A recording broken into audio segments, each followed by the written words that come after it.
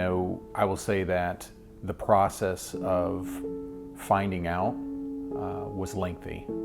We basically were piecemealed information over time, and we saw all of the symptoms and the signs coming, but we didn't really know how far he had fallen down.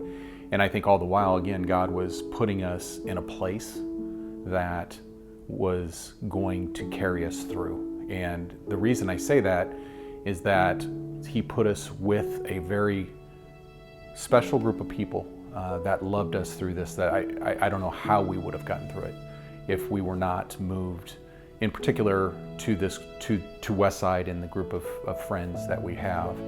God took me through a season where he said, I need to be enough. And I told him, you're not enough.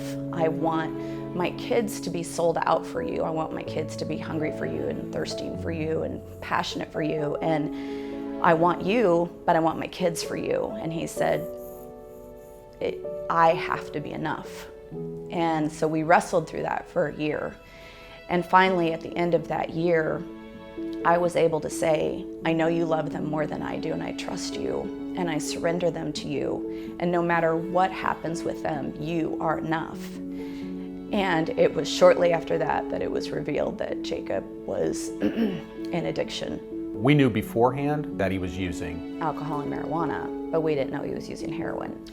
And then when we were on family vacation about a year and a half ago, we realized the extent of it. I think it was the second night we were there. Amy went downstairs to check on the kids and noticed that half of that bottle of Kratom, which was 120 pills, and in large doses mimics opiates, half of it was gone. She was standing over his bed, crying, making sure he wouldn't OD that night. I didn't know who Jacob was anymore because he was getting so skinny and his talking was abnormal. I was scared. That's at the point where I was like, this is something really serious. And we were really afraid.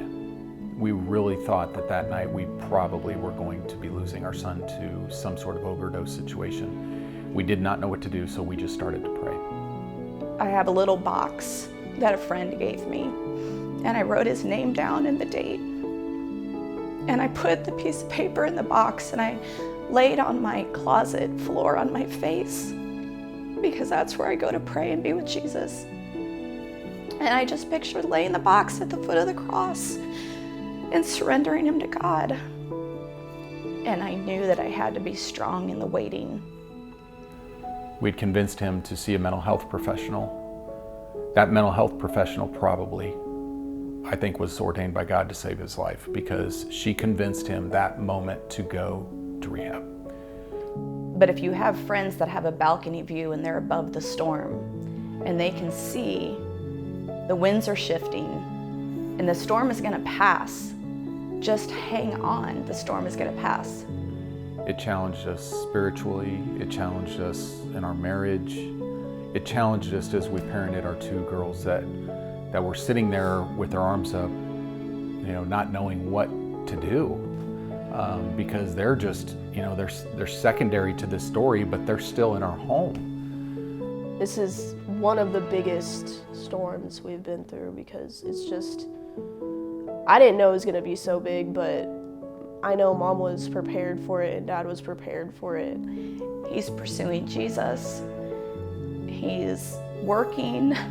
He's clean. He's engaged to a girl that we adore and loves the Lord.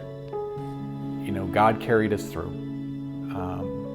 And I'm proud to be his dad. He's been there the whole time. He's been helping carry us and the girls. But more importantly, he's been walking alongside Jacob.